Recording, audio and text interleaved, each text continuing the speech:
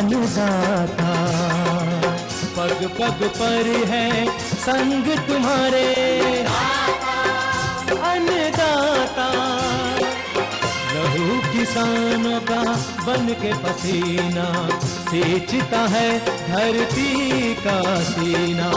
मेहनत का तेरी हक दिलवाने, नई तकनीक नई खोज बताने। पशुधन को गुणवान बनाना, पौध सुरक्षा को सिखलाना, खेती के सब गुर समझाने, भारत का सरताज बनाने। आठों पहर है संग तुम्हारे अन्नदाता अन्नदाता।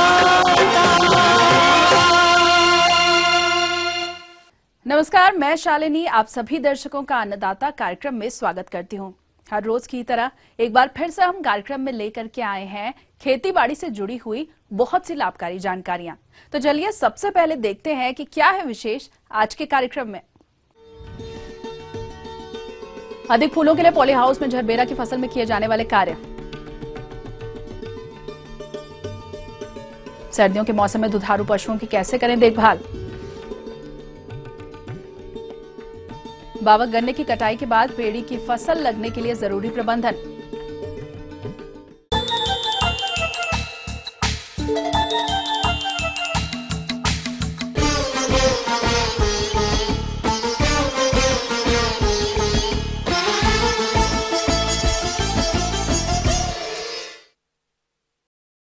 पॉली हाउस में झरबेरा की खेती आज के समय में अच्छी आय का जरिया बनता जा रहा है और इसकी खेती से मिलने वाले लाभ को देखते हुए प्रदेश के किसानों का रुझान इसकी खेती की तरफ काफी बढ़ रहा है। इसीलिए हमारे जो किसान पॉली हाउस में झरबेरा फूल की खेती करना चाहते हैं या जिन्होंने पॉली हाउस में झरबेरा की फसल लगा रखी है, वो इससे अधिक फूल लेने के लिए फसल में कौन कौन से जरूरी कार्यों को समय से पूरा करें, इस विषय पर अपने सुझाव बता रहे हैं गरौंडा करनाल के कृषि वैज्ञानिक डॉक्टर संजय पुंडीर।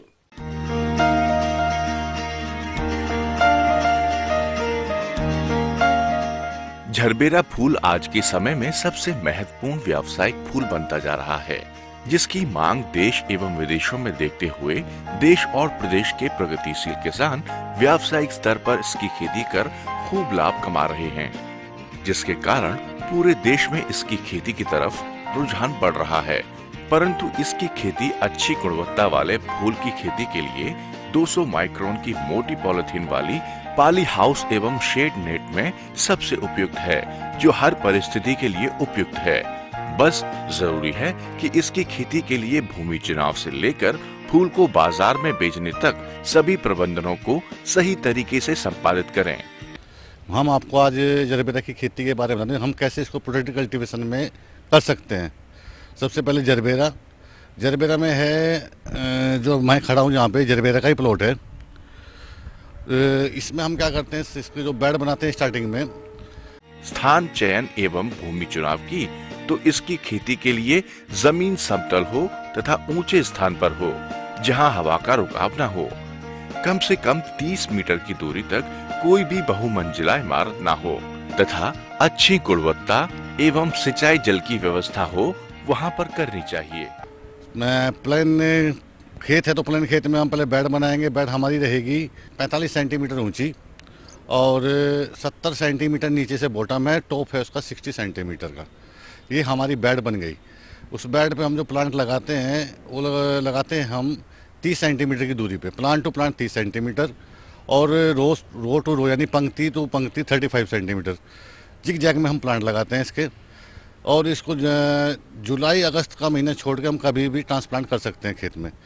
जुलाई अगस्त में इसलिए नहीं करते क्योंकि उसमें हाई टेम्परेचर रहता है, ह्यूमिडिटी कम रहती है, तो उसमें प्लांट के हमारे मोटिलिटी परसेंटेज बढ़ जाता है, इसलिए हम उस महीने में झरबेरा की प्लांटेशन नहीं करते हैं। यदि झरबेरा फूल की किस्मों की बात करें तो झरबेरा फूल की किस्में विभिन्न रंगों की होती हैं, जैसे लाल, पीला, मैरून, सफेद, गुलाबी। इसके अलावा बहुरंगी किस्में हैं। यदि झरबेरा फूल को खुले में उगाया जाए तो इसकी गुणवत्ता एवं आकार दोनों अच्छी नहीं रहती। बाजार मांग एवं रंगों के अनुसार निम्न प्रकार हैं, जिसमें से इसका चयन कर आप झरबेरा की खेती कर सकते हैं, जो इस प्रकार हैं।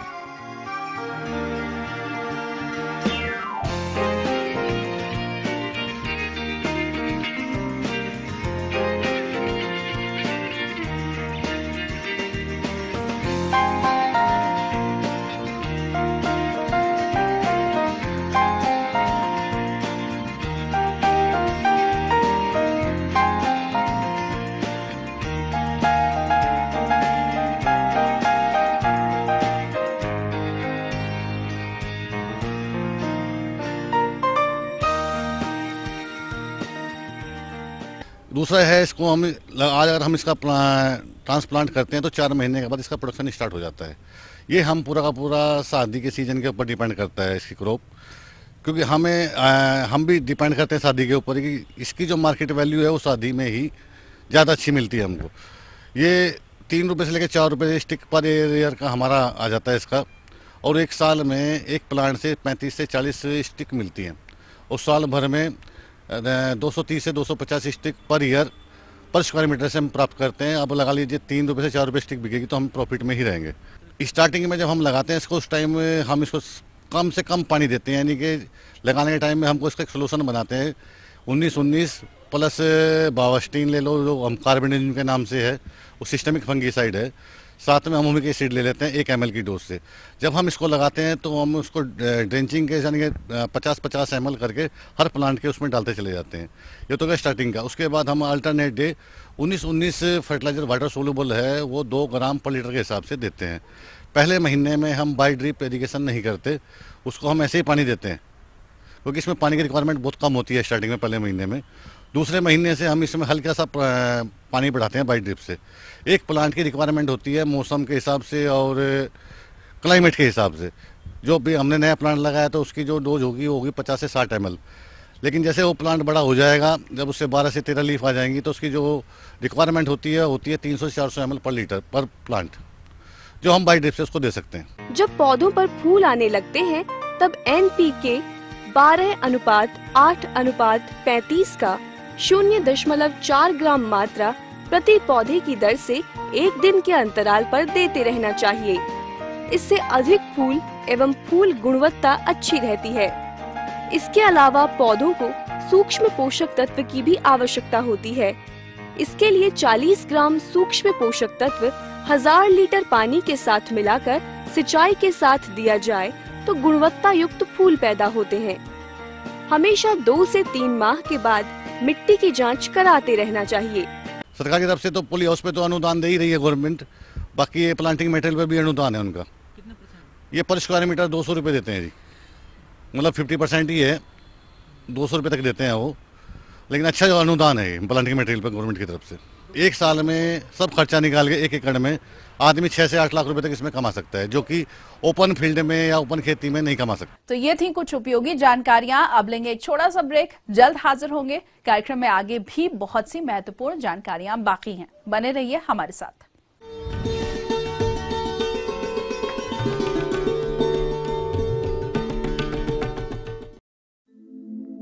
दुनिया के नक्शे पर यह है इंडिया मेरी जान।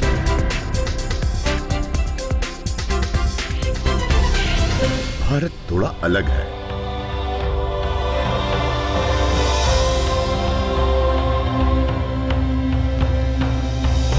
देखा आपने, इतना सा भी छूट जाए तो सच अधूरा रह जाता है। बदलते भारत का पूरा सच। राष्ट्रीय समाचार हर रोज सुबह 8 और दोपहर 2 बजे।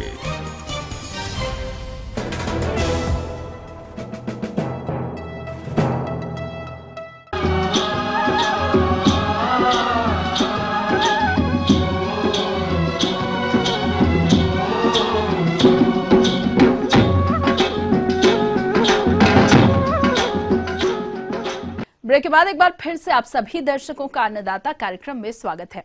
बढ़ते हैं अगली प्रस्तुति की ओर।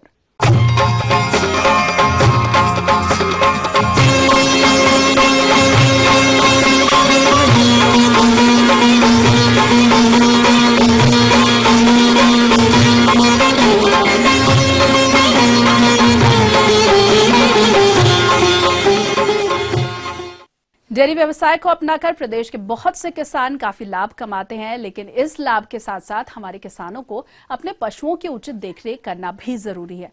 और जैसा कि सर्दियों का मौसम चल रहा है, ऐसे में किसानों को अपने पशुओं को जाड़े और बीमारियों से बचाने के लिए कौन से उचित प्रबंधनों को अपनाना चाहिए, आइए जानते हैं लोवास के पशु वैज्ञानिक डॉक्टर NK महाजन से।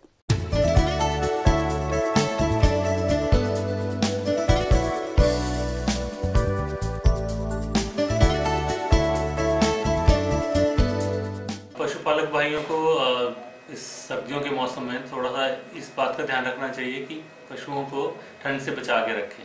ठंड के मौसम में यदि दुधारू पशुओं के आवास का उचित तरीके से प्रबंधन किया जाए तो इन पशुओं में होने वाले ठंड के प्रभाव को कम किया जा सकता है तथा इनसे अधिक दुग्ध की प्राप्ति भी की जा सकती है। तो हमारे किसान भाई दुधारू पशुओं को सर्दी से बचाने के लिए आवास व्यवस्था कैसी रखें, आइए बताते हैं। जहाँ भी पशुओं को रात के समय बांधते हैं वहाँ पे ठंडी हवा उनको सीधी ना लगे, छत हो ऊपर से तो और अच्छा है। दुधारू पशुओं को ठंड से बचाने के लिए पशुशाला के चारों तरफ टाट की पल्ली या त्रिपाल लगा दें, जिससे हमारे पशुओं को सर्द हवा नहीं लगेगी। और साथ ही साथ ये भी ध्यान रखें कि पशुशाला का फर्श गीला नहीं होना चाहिए। फर्श पर कोई बिछावन जैसे पुआल आदि का प्रयोग करें और पुआल को समय समय पर बदलते रहें। पशुओं के बांधने वाले स्थान पर धुआं करें, जिससे दुधारू पशुओं का सर्दी से बचाव हो जाएगा। डेयरी व्यवसाय को सफल बनाने के लिए ये आवश्यक है कि हमारे दुधारू पशुओं को संतुलित आहार मिलता रहे और इस संतुलित आहार में हरे चारे का समावेश करना भी बहुत जरूरी है।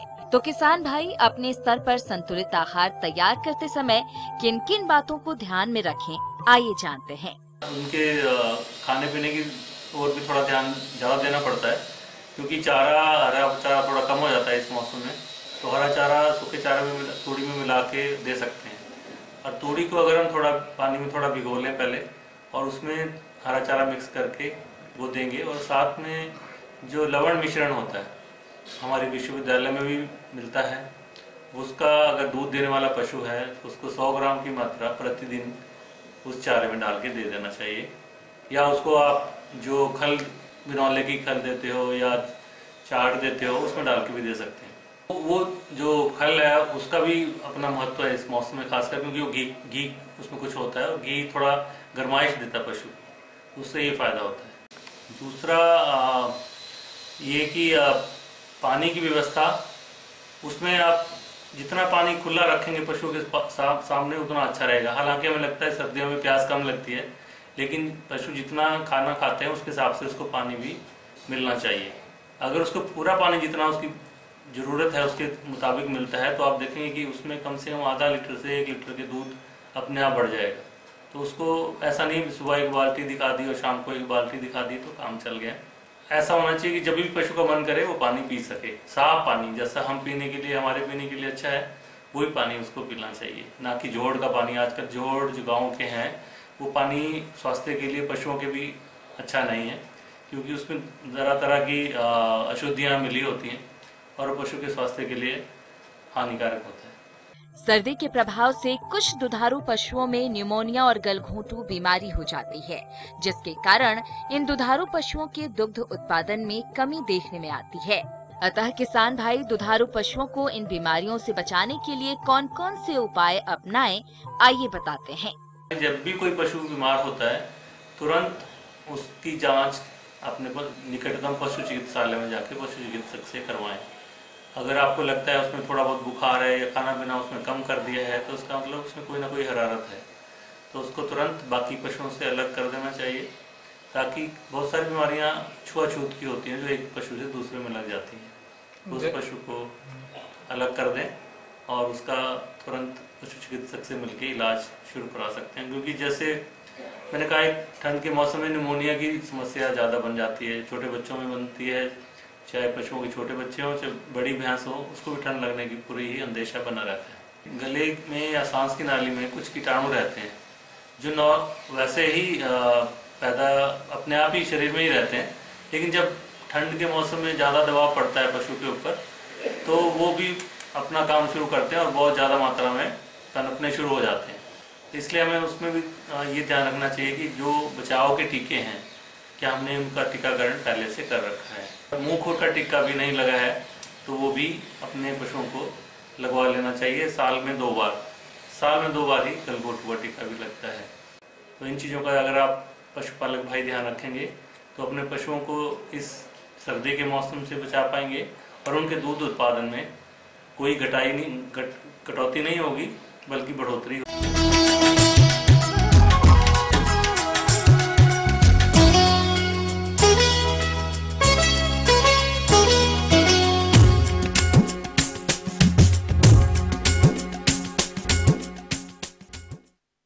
गन्ने की बावक फसल की कटाई अब शुरू हो गई है और आने वाले दिनों में गन्ना कटाई में और तेजी आ जाएगी।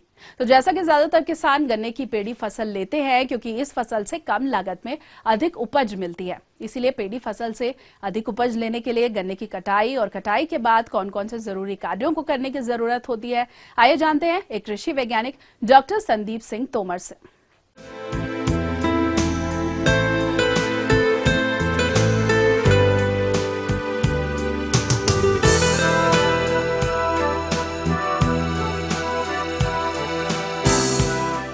हम देखते हैं कि गन्ने के उत्पादन की बात करें तो इसमें जो पेड़ी वाला गन्ना होता है उसका बहुत योगदान होता है। आमतौर पर किसान इसे एक तरह से फ्री की फसल समझते हैं क्योंकि लागत इसमें कम लगती है और उत्पादन बेहतर मिलता है किसान को। अच्छे उत्पादन के लिए कुछ मुख्य बिंदु हैं। जैसे पहली बात ये आती है कि उपयुक्त समय पर कटाई की जाए बावक फसल की। किसान भाइयों, जैसा कि हम जानते हैं कि अच्छी पेड़ी गन्ने की मुख्य फसल की कटाई पर काफी निर्भर करती है। यदि हमारे किसान भाई समय से मुख्य फसल की कटाई करते हैं तो उन्हें अच्छे फुटाव वाली पेड़ी की प्राप्ति होती है। उपयुक्त समय तो इसकी पेड़ी रखने के हिसाब से देखा जाए तो जनवरी और मार्च का महीना सबसे उपयुक्त माना जाता है, परंतु किन्हीं कारणोंवश किसान को जनवरी में ही अपनी बावक फसल काटना है तो उसमें कुछ ध्यान देने योग्य बात है। पहली बात तो यह है कि कटाई से पहले सिंचाई करें तो उसके साथ में 60 किलोग्राम प्रति हेक्टेयर या म्यूरेट ऑफ पोटाश, जो पोटाश खाद होता है, उसका उपयोग कर दें सिंचाई के साथ में, तो उससे भी आपका फुटाव अच्छा होगा पेड़ी के लिए। दूसरी बात, आप इसमें देखें कि जो ताज़ा प्रेस मड जो मील से मिलता है, जो गर्म होता है बहुत, यदि उसकी 20 टन मात्रा प्रति हेक्टेयर के हिसाब से डाली जाए तो उससे भी आपकी फुटाव अच्छा हो जाता है। तीसरी बात ये आती है कि गन्ने की कटाई के बाद पत्ती फैला दी जाए तो वो भी एक लाभदायक बिंदु है। तो ये तो जनवरी में कटाई में ध्यान रखी जा सकती हैं बातें। यदि ये नहीं करना है तो सबसे उपयुक्त समय जो है वो फरवरी और मार्च है। तो ये तो समय की बात थी। अब बात आती है कि कटाई की। अच्छी पेड़ी की प्राप्ति कुछ हद तक गन्ने की मुख्य फसल की कटाई के तरीके पर भी निर्भर करती है। यदि मुख्य फसल की कटाई जमीन से सटाकर की जाती है तो निकलने वाले कल्ले जमीन के अंदर खूंट पर लगी आग से निकलते हैं और ये कल्ले जड़ जल्दी बन जाते हैं और पैदावार अच्छी करते हैं। कटाई में आमतौर पर ध्यान रखें कि जब आप पेड़ी के लिए गन्ने की कटाई करना है तो जो अच्छा जो आपका बलकटी या हसिया जो भी दराती है उससे ज़मीन की सतह से मिलाते हुए काटना चाहिए, क्योंकि यदि ऊपरी सतह से काटेंगे तो ज़मीन के ऊपर जो ठूंठ रह जाते हैं और उन ठूंठों में जो आँखें होती हैं वहीं से फुटाव शुरू हो जाता है। तो ज़मीन की सतह से ऊपर से जो फुटाव होगा उससे मजबूत और अच्छा गन्ना नहीं बनेगा, इसलिए ध्यान रखें कि ज़मीन की सतह से ही काटें। कटाई के बाद देखें कि तुरंत सिंचाई कर देना आवश्यक होता है। कभी कभी हम देखते हैं किसान कटाई कर देते हैं, उसके बाद पत्ती पड़ी है तो या तो उसे जला देते हैं, तो ऐसा नहीं करना है क्योंकि जलाएंगे तो ठूंठ जलेंगे और हमारा फुटाव कम होगा। तो ये ध्यान रखें कि कटाई के बाद एक तो तुरंत सिंचाई भी कर देना आवश्यक है, जिससे कि जमाव जो फुटाव जिसे कहते हैं वो शुरू हो जाएगा। पेड़ी गन्ने के खेत में पौधों के जगह जगह पर ना होने पर खेत में खाली स्थान दिखाई देता है। ऐसी समस्या मुख्य रूप से मुख्य फसल में पौधों की संख्या कम होने या फिर पेड़ी में ही ठूंठ के सूखने पर पैदा होती है। तो हमारे किसान भाई खेत में पड़ी खाली जगह का इस्तेमाल करके कैसे ज्यादा उत्पादन की प्राप्ति कर सकते हैं, आइए जानते हैं। कि जब आप इसमें देखेंगे कि कहीं कहीं जगह जहां पर 2 फीट से अधिक की जगह आपको दिखती है, खाली है, मुड्डा नहीं है, तो वहां पर पहले से अंकुरित या ऊपर के हिस्से की आँखों वाले छोटे छोटे टुकड़े वहाँ पर बो देना चाहिए, जिसे गैप फिलिंग कहते हैं हम। इससे भी हमारा उत्पादन बढ़ जाएगा। इस तरह की पद्धति को अपनाते रहेंगे जो भराव वाली है, जो गैप होते हैं जगह स्पेस वाली, तो इससे उत्पादन पर कोई हानिकारक प्रभाव नहीं पड़ता है और आपका उत्पादन बढ़ ही जाता है। तीसरी बात आती है पोषक तत्व प्रबंधन की। किसान भाइयों, किसी भी फसल की अच्छी वृद्धि और विकास के लिए ये जरूरी है कि हमें फसल में समय समय पर संतुलित पोषक तत्वों को देना चाहिए और परीक्षणों से ऐसा ज्ञात हुआ है कि गन्ने की मुख्य फसल की अपेक्षा पेड़ी फसल में ज्यादा पोषक तत्वों की जरूरत होती है। तो किसान भाई इन पोषक तत्वों को अपनी फसल में कितनी मात्रा में और कब कब इस्तेमाल करें, चलिए जानते हैं। फास्फोरस 60 से 75 किलोग्राम प्रति हेक्टेयर, पोटास की 50 से 60 किलोग्राम प्रति हेक्टेयर की मात्रा और नाइट्रोजन की मात्रा इसमें 20% बावक से अधिक बढ़ा देना चाहिए। मान के चलिए कि 180 किलोग्राम नाइट्रोजन प्रति हेक्टेयर रेटून को आवश्यकता है। आमतौर पर किसान केवल नाइट्रोजन को ही उपयोग करता है, ये ठीक नहीं है। रेटून जो पेड़ी फसल है उसको भी बावक फसल के बराबर ही पोषक तत्वों की आवश्यकता है। तो इस तरह से संस्तुत मात्रा की जो है नाइट्रोजन, फास्फोरस, पोटास की आप उसका उपयोग करें। उपयोग करने का तरीका ये है कि आप देखें कि गन्ने में जैसे ही आपने पहला पानी कटाई के बाद लगा दिया और जैसे ही ओट आती है, बतर आती है, तो उसकी अच्छी सी जुताई करें सीधे सीधे कूड़ों के सहारे। कूड़ों के सहारे जुताई करने से होगा कि पुरानी जड़ें हैं वो छट जाएंगी, जिसे प्रूनिंग कहते हैं, और उनके छट जाने से नई जड़ें निकलेंगी, वो पोषक तत्वों को ज़्यादा लेंगी। दूसरा, जब जड़ें छटेंगी वहाँ मिट्टी हटेगी, उसमें आप जो खाद और उर्वरक दे रहे हैं संस्तुत मात्रा उसको डाल दें, तो वो जड़ों के किनारे ठीक से लगता है और पौधा उपयोग कर सकता है। इस तरह से पोषक तत्वों को देंगे और आप देखेंगे कि आपका उत्पादन ठीक मिलेगा। तीसरी बात आती है कि सिंचाई की जो बात है, तो कटाई के बाद पहली सिंचाई तुरंत करें, फिर उसके बाद ओट आने पर आप उसकी अच्छी तरह से गुड़ाई कर दें जिससे जड़ें छट जाएं, और गैप फिलिंग करके या जो खाद उर्वरक की मात्रा है, फास्फोरस पूर्ण मात्रा, जो नाइट्रोजन है उसकी आधी मात्रा आप उसमें डाल दें और फिर सिंचाई कर दें। इस तरह से जब देखेंगे आप कि शेष जो नाइट्रोजन की मात्रा है उसको 2 भागों में बांट करके देखें कि पहली जब आपकी जो रेटून पेड़ी है उसकी कटाई के बाद लगभग 1 महीने बाद, और फिर दूसरी लगभग जब रेटून की फसल आप 50 दिन की हो जाए उस समय डाल दें, तो ज़्यादा से ज़्यादा फुटाव होगा, ज़्यादा से ज़्यादा कल्ले निकलेंगे और आप देखेंगे कि उसमें ज़्यादा से ज़्यादा उत्पादन आपको मिलेगा। तो इस तरह से जो रेटून रखना है या उसका प्रबंधन है आप इस तरह से करते हैं तो निश्चित तौर पे उत्पादन आपका अधिक मिलेगा। आगे और भी है कुछ रोचक जानकारियां, पर यहाँ पर रुकेंगे एक और ब्रेक के लिए, जल्द हाजिर होंगे।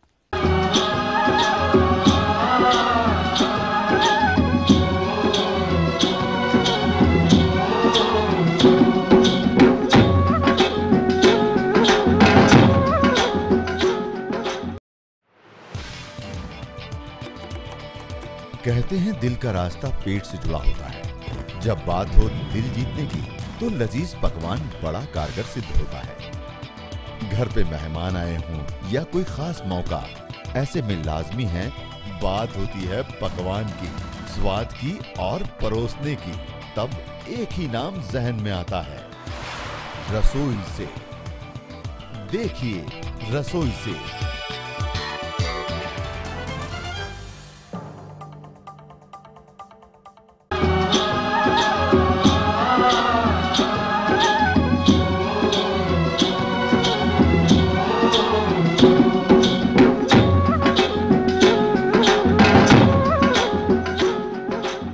ब्रेक के बाद आप सभी दर्शकों का एक बार फिर से स्वागत है और चलिए अब रुख करते हैं अगली कड़ी की ओर।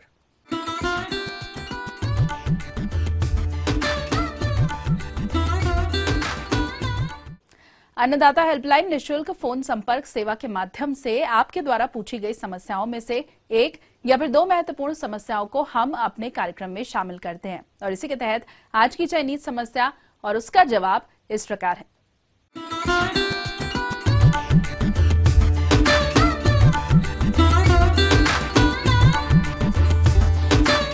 किसान भाइयों, प्याज में मुख्य रूप से जो कीड़े पाए जाते हैं या बीमारियां पाई जाती है उसकी जानकारी आपको दे रहा हूं। मुख्य रूप से जब अगर बीमारियों की बात करें किसान भाइयों, तो इसमें मुख्य रूप से बैंगनी धब्बा रोग है जिसको अपन पर्पल ब्लॉच भी कहते हैं। कोई भी कवकनाशी या फफूंदनाशी जो है उसका हमें छिड़काव करना है, जैसे कि M45 है या कॉपर ऑक्सीक्लोराइड को 2.5 ग्राम प्रति लीटर पानी के हिसाब से छिड़काव करना है, या इसके अलावा हम 2 ग्राम प्रति लीटर पानी के हिसाब से क्लोरोलोथेनिल दवाई, एक फफूंदनाशी भी आता है, उसका हम छिड़काव कर सकते हैं। दूसरा मुख्य रूप से जो रोग है इसमें जो उसको हम झुलसा कहते हैं, इस रोग में आप देखेंगे कि जो पौधे की पत्तियां एक तरफ से तो आपके हरी दिखाई देगी और दूसरी तरफ अगर आप देखेंगे तो वो पत्तियां जो है वो पीली दिखाई देगी। तो यह झुलसा की मुख्य पहचान है और जो पत्तियों पर जो है वो धब्बे धारियों के रूप में पड़ जाते हैं। तो ये झुलसा की मुख्य रूप से पहचान है। तो इसके नियंत्रण के लिए किसान भाइयों हमें कॉपर ऑक्सीक्लोराइड को हमें 2.5 ग्राम प्रति लीटर पानी के हिसाब से हमें इसको छिड़काव करना है। इस छिड़काव को हमें 15 दिन पर वापस इसको दोहराना है।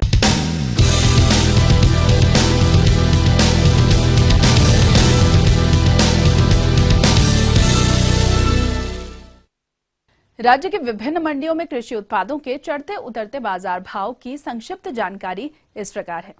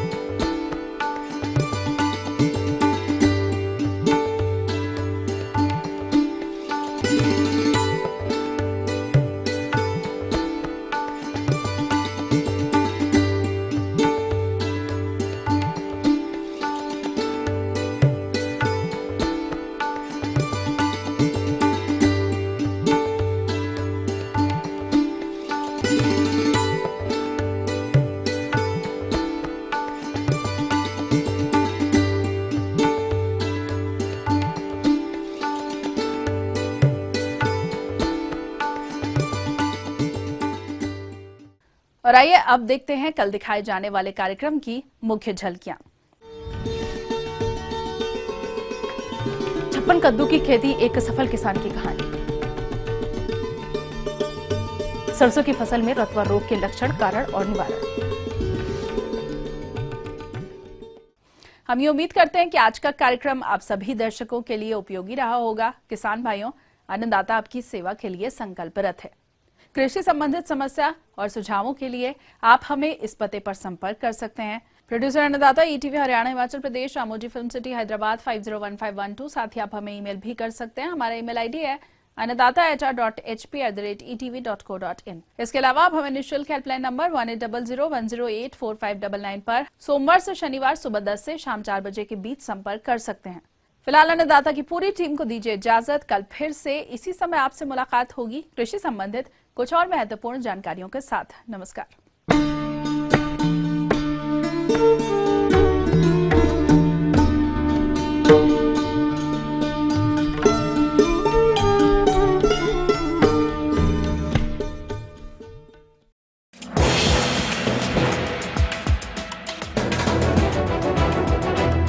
आप देख रहे हैं ईटीवी न्यूज़ हरियाणा हिमाचल प्रदेश, खबर ही जीवन है।